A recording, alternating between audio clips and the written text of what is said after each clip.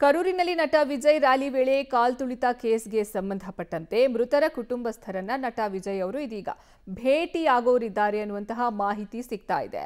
November 27ನೇ ತಾರೀಕು ಚೆನ್ನೈ ಸಮೀಪದ ಖಾಸಗಿ ರೆಸಾರ್ಟ್ನಲ್ಲಿ ನಟ ವಿಜಯ್ ಈ ಮೃತರ ಕುಟುಂಬಸ್ಥರನ್ನ ಭೇಟಿಯಾಗಲಿದ್ದಾರೆ. ಈಗಾಗಲೇ 50 ರೂಮ್ಗಳನ್ನು ಸಹ ಬುಕ್ ಮಾಡಿದೆ ಟಿವಿಕೆ. ನವೆಂಬರ್ 27ರಂದು ಚೆನ್ನೈ ಸಮೀಪದ ಖಾಸಗಿ ರೆಸಾರ್ಟ್ನಲ್ಲಿ ಭೇಟಿಯಾಗ್ತಾರೆ. ಈಗಾಗಲೇ 50 ಕೊಠಡಿಗಳನ್ನು ಬುಕ್ ಮಾಡಿದೆ ಟಿವಿಕೆ ಪಕ್ಷ. ಪ್ರತಿಯೊಂದು ಕುಟುಂಬವನ್ನ ಖಾಸಗಿಯಾಗಿ ಭೇಟಿಯಾಗಿ ಅವರಿಗೆ ಸಾಂತ್ವನವನ್ನ ಹೇಳ್ತಾರೆ.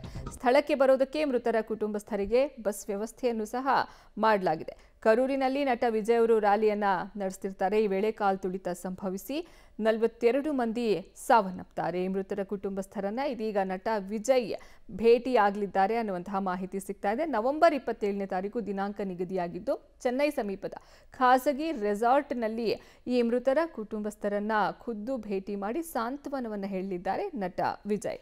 ಈಗಾಗಲೇ 50 ರೂಮ್ಗಳನ್ನು ಇದಕ್ಕೆ ಸಂಬಂಧಪಟ್ಟಂತೆ ಟಿವಿಕೆ ಪಕ್ಷ ಬುಕ್ ಮಾಡಿಕೊಂಡಿದೆ.